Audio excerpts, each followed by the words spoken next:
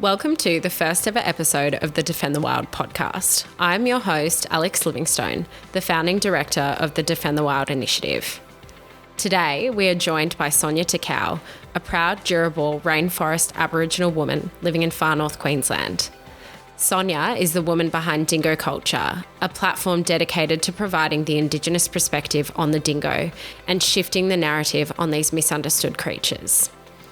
Sonya is also the Communications Director at Girringun Aboriginal Corporation, the organisation behind the recent National Inaugural First Nations Dingo Forum. In this episode, Sonya and I discuss her passion and deep connection to the dingo. Sonya is also the Communications Director at Girringun Aboriginal Corporation, the organisation behind the recent National Inaugural First Nations Dingo Forum. In this episode, Sonya and I discuss her passion and deep connection to the dingo, the success of the Dingo Forum, and the groundbreaking National First Nations Dingo Declaration. Thank you for joining us. We hope you enjoy this episode. Welcome to the Defend the Wild podcast, where we talk all things protecting Australia's native wildlife and the preservation of their habitat. I am joined by the absolutely outstanding Sonya Takau today, and she is a proud Jirrbal rainforest Aboriginal woman here in North Queensland, and we are coming to you from Girrimay country, beautiful part of northern Queensland. Welcome, Sonya. Thank you. Pleasure to be here.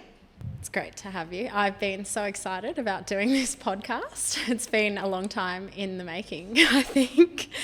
So Sonya and I actually first met here in Cardwell when we came around about a year ago now to record an interview with her on the significance of the dingo, and our relationship has absolutely blossomed over a shared love for the dingo, hasn't it?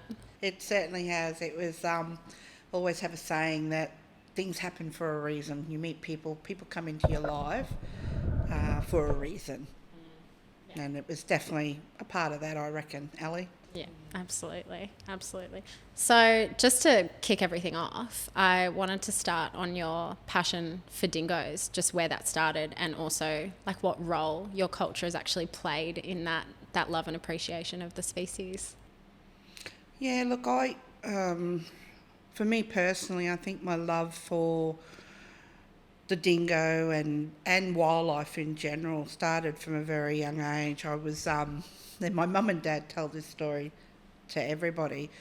I think it was about 5 or 6, and back in that time, and I'm talking about late 50s, early 60s, Aboriginal people were, it was unemployment was, pretty high.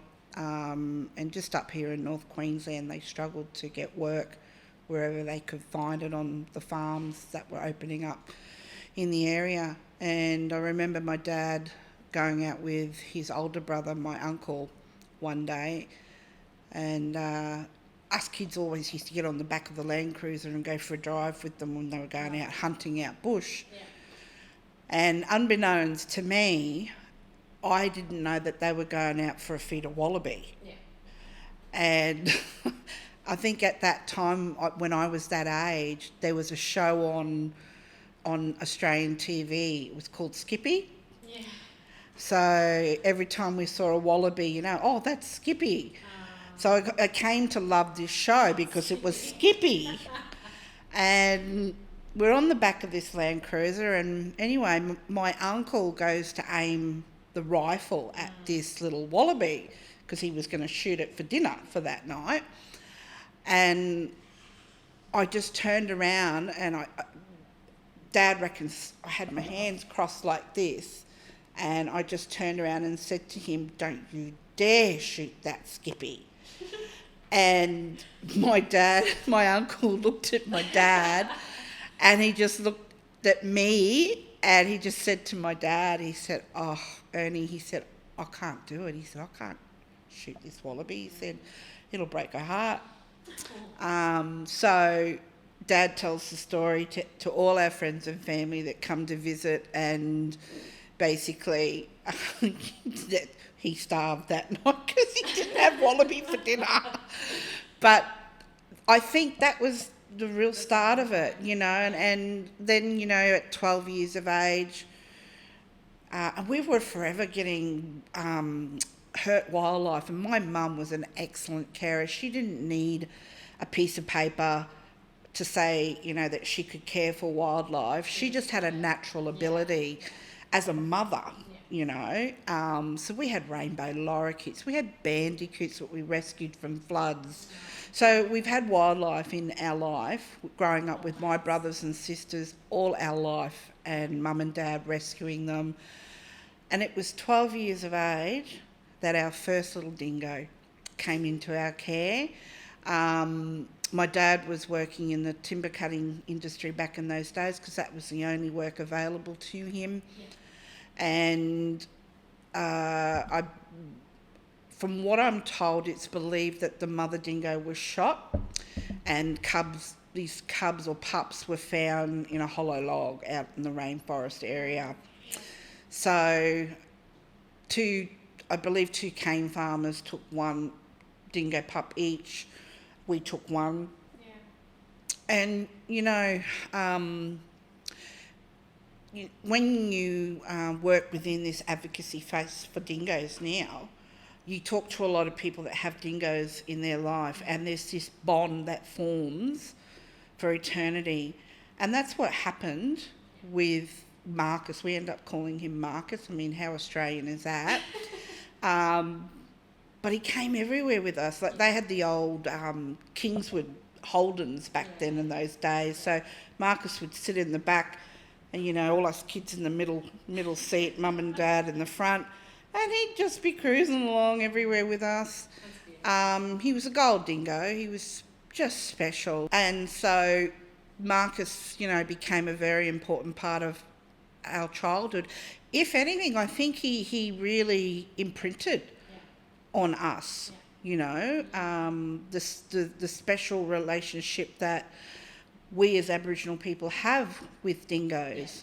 And I think that's always stayed with me. It stayed with my siblings. Like when my brother came up from Tasmania recently, we got on the conversation of dingoes, and he said, how special was Marcus? So it's still a talking point to this day, whereas I'm very close to my siblings, and, we talk about him all the time and what an important part he was in our lives growing up as children. I think we had the best childhood. We had wonderful parents, exemplary parents that really set the example, even through hard times. But their love for nature and their love for wildlife, and the way that they rescued these animals and brought them in, it took our family to grow up these animals and look after them. Sounds like it was totally formative. Yeah, it was. It was just a given thing that we did, and that really boils back to our Aboriginality. Of having that connection to country and to the plants and animals, and they're important just as much as we are as humans. Yeah. And then, fast forward 40 years later, I'm, in my 50s, early 50s, and I get a call to see that another orphan pup has been displaced because of mum or dad being shot or baited or trapped. And wildlife carers reaching out to me saying, Sonya, is there any way that you can take on this little fella? And, because the dingo is so culturally significant to us, to raise that little pup, it takes a community, it takes a family. Yeah, totally.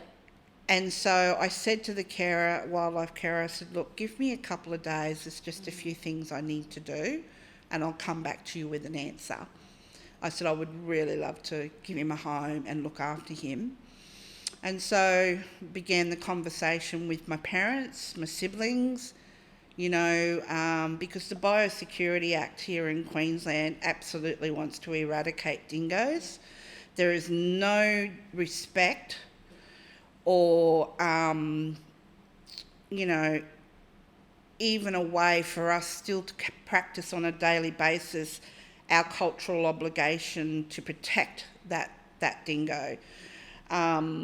these are the decisions that we had to work around. And my parents said, that is family. Yeah. You have our full support. My brother and sisters, you have our full support, Sonny. We will help raise him with you. And then, working here at Girringun Aboriginal Corporation, which are mostly my family, extended family, all said they would support me in this situation and back me, as well as the wider Indigenous community, the Jirrbal Aboriginal community, or my family, all will support me with the raising of this boy. And so we took him on, and his name is Binna, and he is my child. Yeah, that's how I see him. That's beautiful. It's beautiful to have that community support around you. Yeah, it is. It's and you know what? Like, we will fight for him. Yeah. There's no doubt about that. And win. And we will win. Yeah, we will. So, I want to talk about the recent National Inaugural First Nations Dingo Forum, which you, alongside Girringun Aboriginal Corporation, have very successfully just pulled off a little bit over a week ago. What was the process of sort of that idea coming to fruition and becoming a reality for you, and what was kind of the thought process behind creating it? Yeah, I suppose, well, Alex, outside of my Girringun hat, that I also run my own advocacy platform with dingo culture. I'd already been doing the advocacy work and trying to get the Aboriginal voice for the dingo out there, and what the importance of the dingo is to us as Aboriginal people. And then I started my role here, and it was a call from our people. Girringun looks after 9 traditional owner groups, and that is from Mission Beach here in North Queensland through to Rolling Stone just before Townsville and out to Greenvale. So our Indigenous protected area is, 1.2 million hectares that our Aboriginal rangers manage, for the 9 traditional owner groups. And we were just having a senior managers meeting here one day, and somehow the conversation of the dingo came up. And unbeknownst to my teammates and my colleagues, they always thought that the dingo was protected. So when I told them that, no, well, actually that's not true in Queensland here, and I said, and mostly across other states, they were really shocked. They even Googled it and brought it up on the big TV screen here in the training room because they couldn't understand it. And then they wanted to look at the Biosecurity Act of Queensland, and they were absolutely disgusted to find that in their wording that the dingo is classified as an invasive species, or a restricted invasive species, a pest animal. So that then, started that conversation, and with much, dislike to the dingo being called a pest. And then our elders, we've had a call out from our elders to do something about it. And so we called all our elders, our senior knowledgeable elders and culturally knowledgeable people, brought them together here for a meeting in Cardwell, and they all agreed. It was a unanimous decision that we move forward with trying to do something for the dingo here from a local perspective, and it's rolled on from there. So we've never given up. The inaugural First Nations Dingo Forum for us was a huge success from the feedback that we've been receiving, but it was 3 years in the making. It was a lot of hard work. We did it with philanthropic funds and private donations, so no government contributed to the sponsorship of this, so we're able to deliver the truth without any disruptions.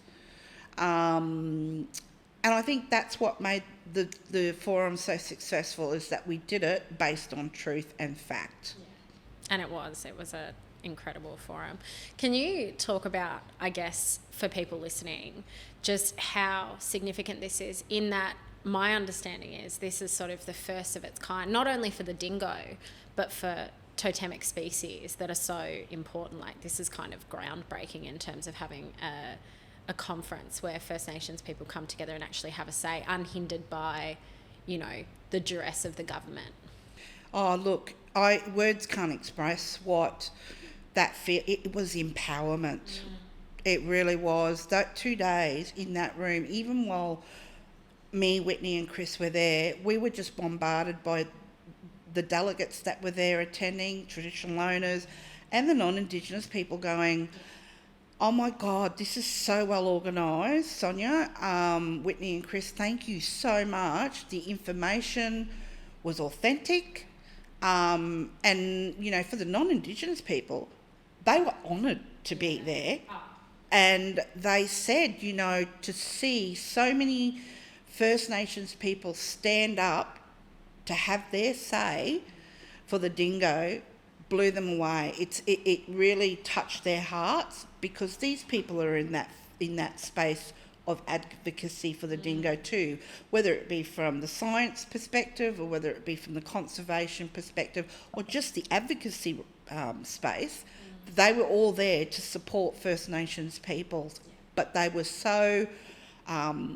they really felt so honoured to be at this history-making event with this history signing of this powerful statement. Oh, honestly, I can say, like, being a non-Indigenous witness to this forum and just seeing that moment where everyone was going up and signing the declaration, it really was just this moment of like, there's a lot of power in this room. And like you said, that word of empowerment, that you could see that and you could feel that in the room. It was a beautiful thing to witness. Emotional, but it was happy emotions. Yeah. There were some of our people were crying, had tears in their eyes, because, and me, I was crying through the forum, because I've been working so hard in this space for so long, and to see all of that come to fruition, I couldn't contain my emotions anymore, and I still get emotional about it when I talk to, people close to me like you, Dr. Barry, or you, Angus, who've always been there for me. It was just, and, just me. Lost for words. I don't, and, to get our sponsors like Humane Society, WWF, yourselves, to get the feedback that we've received from them, to say that they've been to many, many conferences, but this was the first ever conference where they've come to, where they've felt that it was just so well organised and delivered so professionally, and they really want to do more, So that was and that's a good thing. That's a massive takeaway. We're all on that same path now to protecting the dingo in this country. Yeah.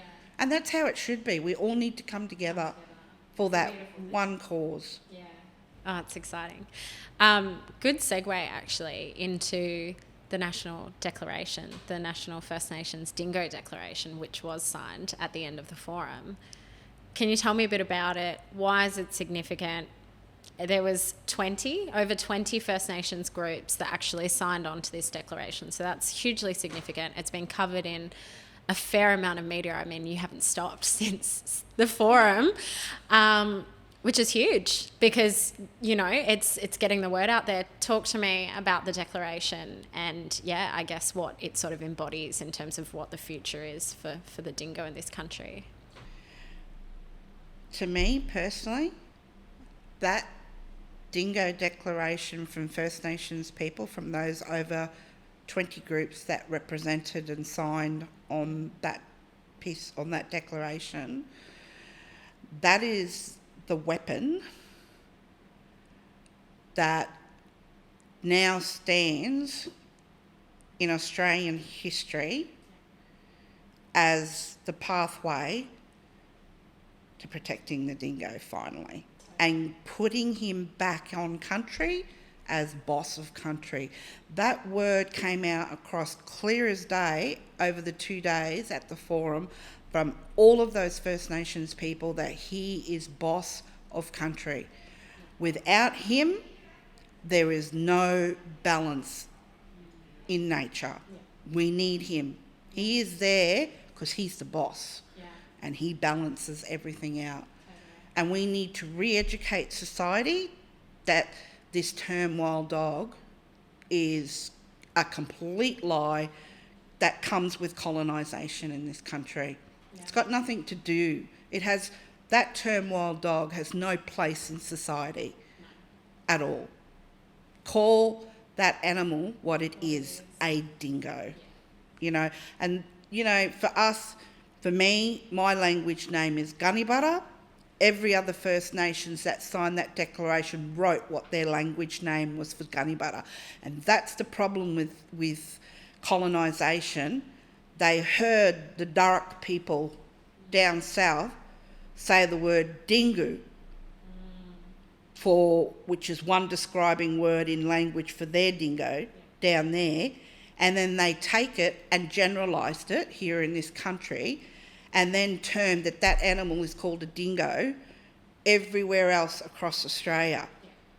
It's not. That shows the diversity of Aboriginal people across this landscape. Over 240 different tribal groups. We all have a different language name for the dingo. So they got it wrong from the word go. Yeah. But it's been generalised now, just like the kangaroo, the word kangaroo, that word gungaroo comes from the Guuga people just outside of Cooktown. Wow. But once again, generalised it, early explorers generalised it, and then it was used across the whole of Australia, wherever that animal was, that it's a kangaroo. Yeah. No, it's not. Has a different language name. Depending on what country you're on. And, so we need to put things right and back into change the narrative, put back the Aboriginal narrative, and this is the way that it should be with the dingo. Yeah, and I guess something that's been sort of a prevailing concern, especially when we've been speaking, is that the Indigenous perspective has pretty much been left out of the dingo management conversation. You've never been brought to the table as an important stakeholder in this debate, I suppose. Completely left out. It's when it comes to any animal in this country, where is the consultation with us? With our totemic beings? There's absolutely nothing. So you know what? I think everybody at this dingo forum said enough's enough. Australia, governments need to hear this. Do you really understand, Prime Minister Albanese and all you ministers that are supposed to work for the greater good in this country, that we have the worst extinction rate for our wildlife in the world? The world frowns at us. You've been doing it your way for over 230 years, the Western way, and it's not working. And for all the inputs into poisons companies or to, tackle the cat problem and all these things that we see happening, a cheaper and easier and more ecologically sound way to actually start righting the wrongs of what colonisation has brought from an ecological perspective looks to be just protecting one animal, and it's not just that, it's not that simple, but the dingo could help to put a lot of things right. Look, my dad is my greatest teacher. He's my elder, and I've learned a hell of a lot of him, my cultural knowledge, and I'm not saying I'm not the cultural knowledge person. I can only go by what my dad's taught me. I have other family members there that keep taking on that process of teaching me our culture and our knowledge. But my dad said, the damage is done, right? We can't go back and try and fix it, you know. But we can now work together with Western science to improve it for the better, right? And that is stop killing everything. Stop using poisons. Poisons don't, you know, I'll tell you now, in the rainforest here, we have poisonous trees, but they have a role in the ecosystem as they are. It's once you start messing with that and using it for wrong things that it goes completely out of whack, because it's not meant to do what Western culture thinks that it's meant to do. You know, those poisonous trees in the rainforest, to us, we know what they are. We don't tell people that. There's, you know, we'll only tell you what we can tell you. You know, we will share our knowledge, what we can tell you. But there's some things we won't share that people, you know, Western culture will never know about. And we know a lot of poisonous trees in the rainforest. We won't tell you all of them, you know. And we know that those trees play a particular part in the rainforest when they're left in the environment to play the role that they are meant to play. And the dingo is no different. It needs to stay on country as boss of country to balance nature as the role that he has to play. That was something we were talking about last week when we were doing a uni lecture, which is something that you and I have spoken about at length and you've taught me so much about, is that really putting it into perspective, our nature is an interconnected system. Like you say, you can't touch one thing without impacting another thing in the environment. It's going to have an effect. Laws, our legal system, looks at nature in this compartmentalized way, and there's such a huge disconnect there because you can't. Because when you're looking at it in a compartmentalized way, you treat it that way, you're going to throw this huge interconnected system out of whack. Nature needs time to regenerate.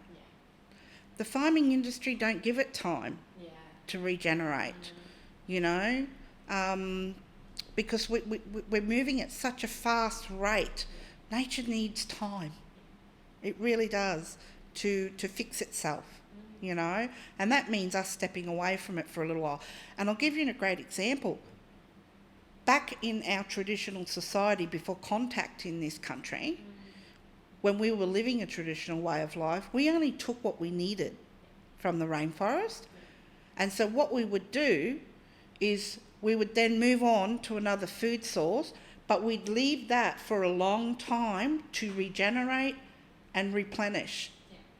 That's what you call sustainable. That's the word, the word sustainability that everybody uses. We practiced it the best, you know, and that's the way we were brought up. Only take what you need. Don't get greedy.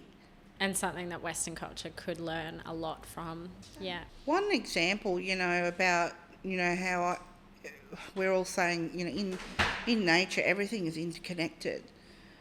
So, you know, we talk about revegetation projects. So we've cleared land for whatever purpose. Whatever you've taken from that area of scrub or bush, you need to put back exactly what was there. Otherwise it will not work, because everything is interconnected. It's a little tiny ecosystem within itself when you remove a part of it. You know, it's not hard science, really. It's common sense. You know, we say when we bring our kids up and we tell our kids, now this is where this belongs on the shelf here. This is where you put it back. Right? Nature's exactly the same. If you're going to take from it, put back what needs to be there. What you took, you need to replace. I really want to talk about, now that the National Inaugural First Nations Dingo Forum has happened and the resulting statement, declaration has been put out, what's next? Like, what are the next steps now towards getting the dingo protected? Because I imagine it doesn't stop here. I mean, Yeah. Oh, look, it's been crazy after the forum finished. So many people, and I mean, you know, these are scientists in their skilled fields with guardian animals, just universities reaching out, wanting to support us whatever way we can moving forward. Farmers even, you know. Chris had a phone call from a farmer down in Mackay the other day, and she just was so happy to hear about this forum and the declaration. She's actually using guardian donkeys to protect her livestock, and she said it works. Yeah. And she said, I just don't understand why we are not moving towards non-lethal management. Yeah. She said it makes her very angry, actually, and she's a farmer. Makes you question, really. I mean, I go down the rabbit holes all the time, and I know you do as well, but this sort of like money and politics with poisons companies particularly, you have to wonder, why are we choosing to continue using these horrific inputs that are not good for our environment? They're killing our native wildlife, they're risking entire ecosystems, and yet we're still favouring this method of control when there's all these tools available to us. Yep. You know, Alex, I think the best way to put it, I follow Dr. David Suzuki. I love his perspectives, and he does a lot of work with First Nations people in Canada, you know, helping fight oil companies and stuff like that over there. What it is with governments is they don't value environment. There's no dollar figure to the environment, and we think that the environment doesn't give us anything back. But David Suzuki said, hang on a minute, and he used a story that the First Nations Canadians use over there about water, the sun, the soil, earth, the soil, and the sky. I think those are the four things. Now, what would farmers and all us as humans do without water? Yeah. Clean water, good water, yeah. You know, because there's cycles involved here, you know. Yeah. And he said, and I think I can't remember, I have to go back through the podcast again, but I watched it on YouTube, and he basically, he's dealing with oil entrepreneurs all the time, getting them to see the value that First Nations people see as a dollar value for the use of water, the use of oxygen, the use of the sun. Yeah. We all benefit from that, but we are not giving it the acknowledgement and the value in money that these natural things provide for free. Yes. To everybody on this planet. I actually recently was reading a report, and I may quote it slightly incorrectly, but it was something like $44 trillion of economic revenue relies upon natural systems, healthy ecosystems. Yeah. That's a huge amount of money. I mean, the whole agriculture system relies on healthy ecosystems, as you know. So I think there's also a great sort of motivator for farmers to actually start moving towards these practices at work with nature rather than against nature much more. On non-lethal control measures, I mean, we've obviously know now that guardian animals have been adopted quite successfully here in Australia and overseas to defend livestock from much probably bigger and scarier animals than dingoes. So we know that works. We also know that there's other methods such as audio deterrence, visual deterrence, scent deterrence. I guess we want to see, you know, an ability to work with landholders, don't we? Absolutely. And you know what? I'm sorry, there's just no excuse anymore to work with lethal control.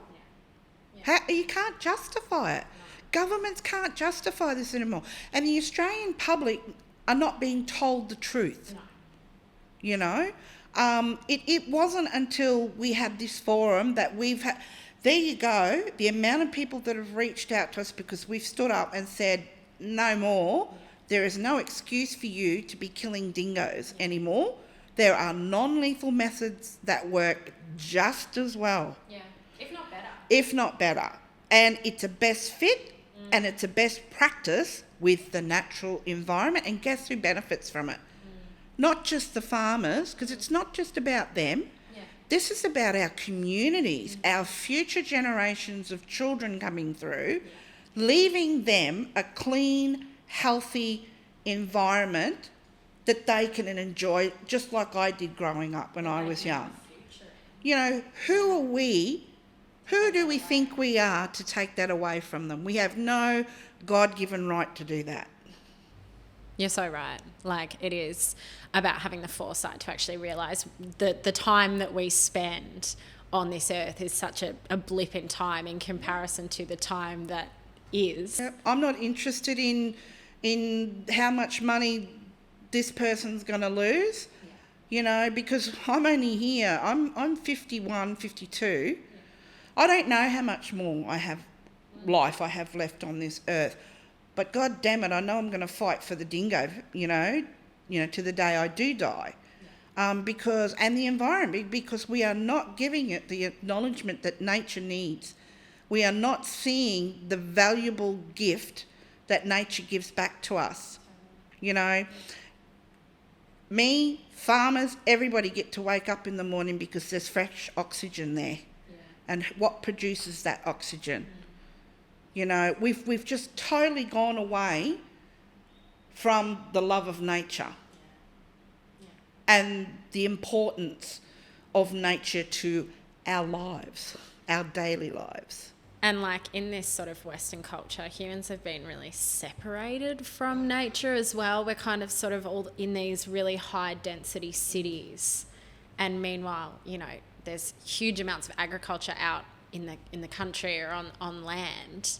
And it's almost like humans need this rewilding of the mind to actually realise we're a part of nature. We're not separate to it. We are actually a part of it. But right now, we're hurting it.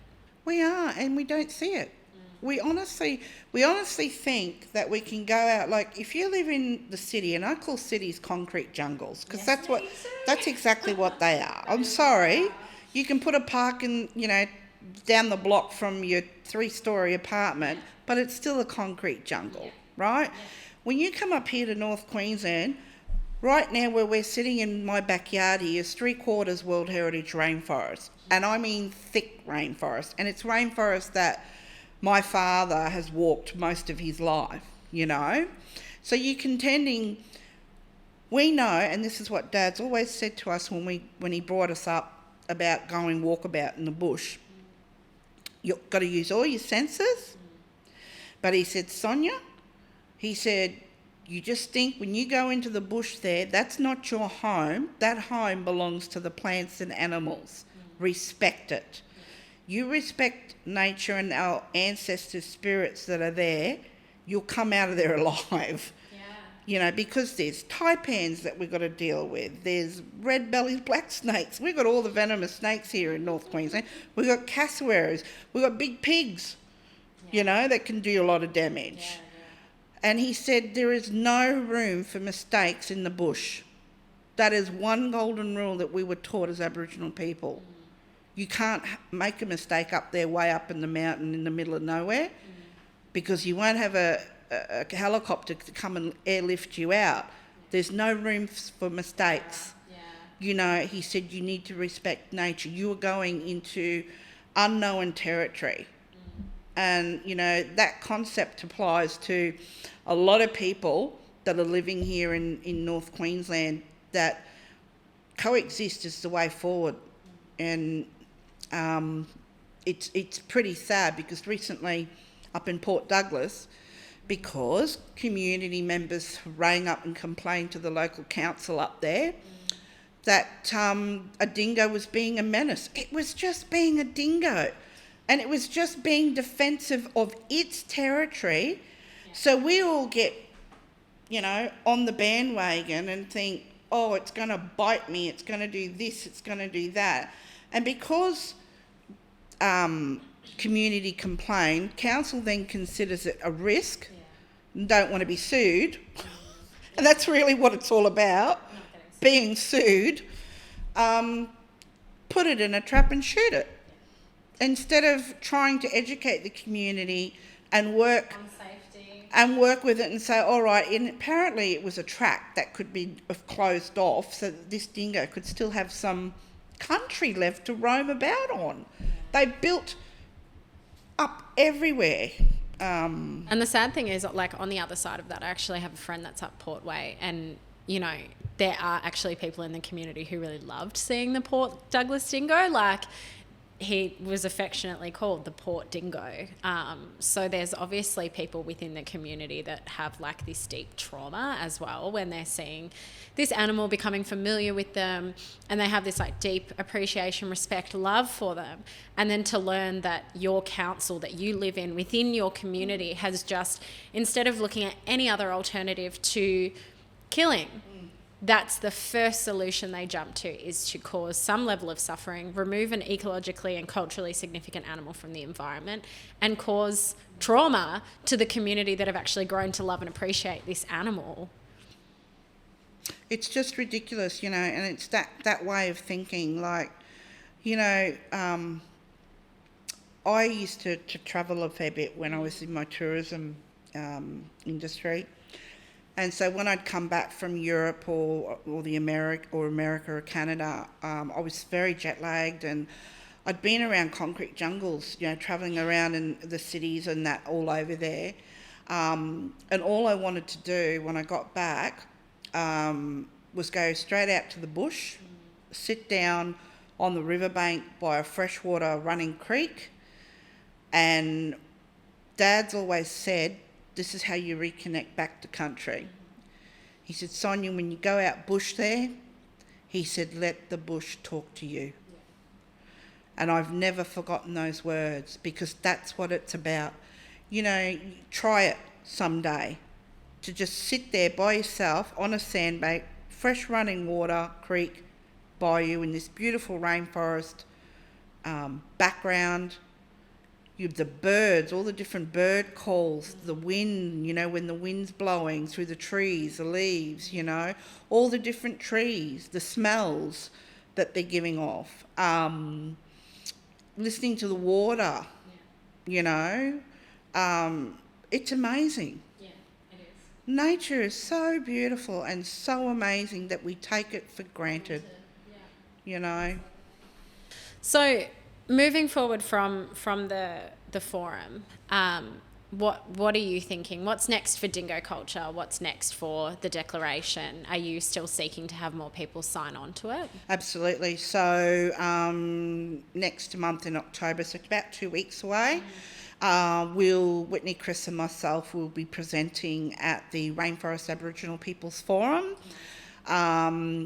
And the session that we'll be talking out under and presenting what happened at the National Inaugural First Nations Dingo Forum, talking about the cultural significance of the dingo, but also showing them the declaration and giving other rainforest mob the opportunity to sign the declaration as well. So, you know, that's a first step to get all our rainforest mob on board.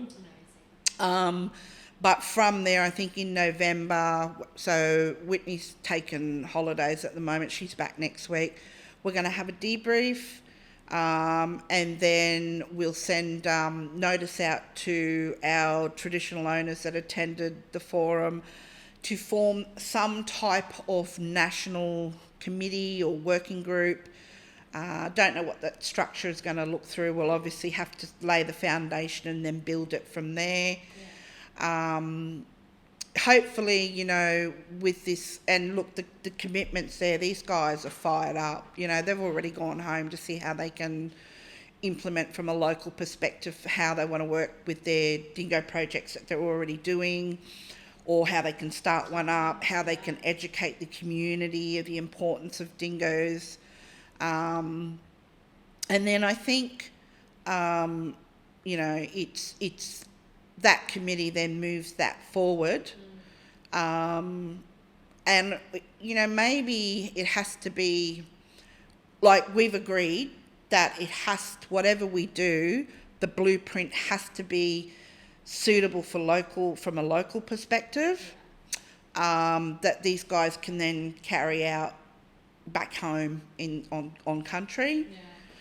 But, an action plan moving forward. So it's a movement now, Alex. It's the commitment's there, the support's there. It's finding the funding now to support that. Always a challenge.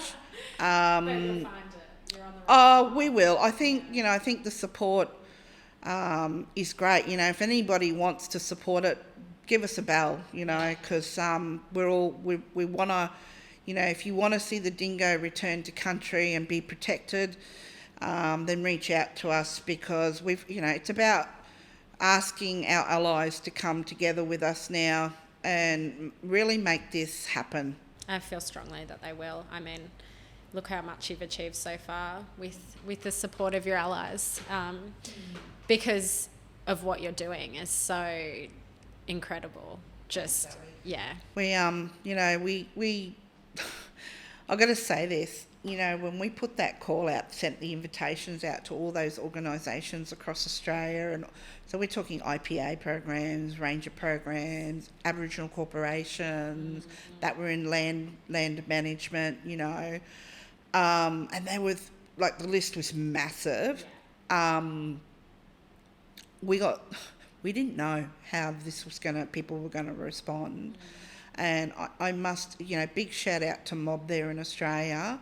Thank you so much for showing us that the dingo means so much to you, because those that could come did, but those that wanted to come but couldn't because it was too far away and it was too costly to come, thank you for your show of support as well. It was massive, the show of support. And I can only imagine the second one getting more support to allow these Aboriginal people to come and have their say even further on the next step. This isn't going to stop. There's going to be another, there's going to be another Dingo Forum, First Nations Dingo Forum. Where that is, we don't know, but we'll work towards that. Yeah. And I just think we'll start implementing and creating our caring for dingoes on country model. Yeah. Which is all about non-lethal methods, and it's the way forward. It's the right thing to do. It is. Yeah. I'm gonna, because I often say to people, the laws say that you have to kill dingoes and their pups. Yeah. I say to all everyday Australians out there, would you have the guts to pull a dingo pup out of a hollow log, grab it by the back ends of its legs and bash its head against a stump, a tree stump? Because the reality is, ladies and gentlemen, that is what is happening. Behind closed doors, you don't get to see it because they don't want you to see it. I follow quite a few dogger pages. The graphic stuff that's happening on there, and I'm talking, and this is very graphic, audience, but this is the reality. A dingo mum that was pregnant, her belly cut open, the unborn pups pulled out, so that this dogger could then go claim the bounty on those unborn dingo pups, the dead mother, all claimed that on local councils that still enforce a bounty. And I think, is it $120 a head, a scalp now? I think it's definitely 120 in Victoria and South Australia.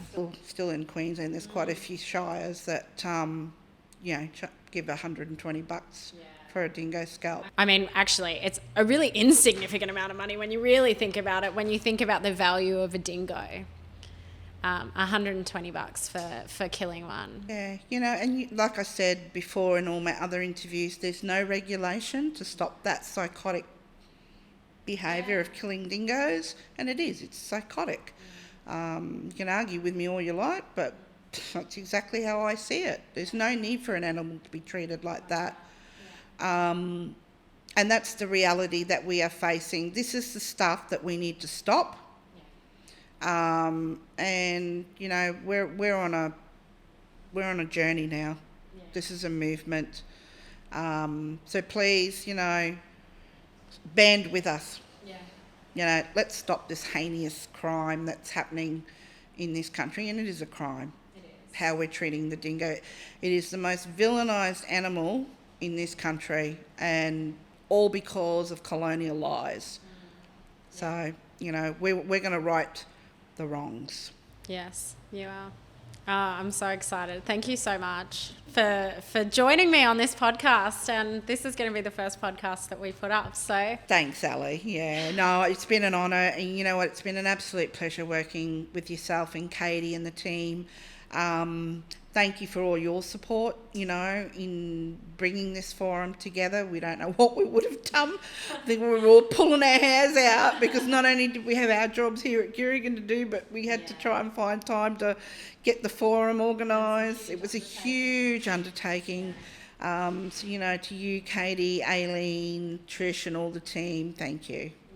Oh, thanks, Sonya. We're just so stoked to have been a part of it. It was an honour.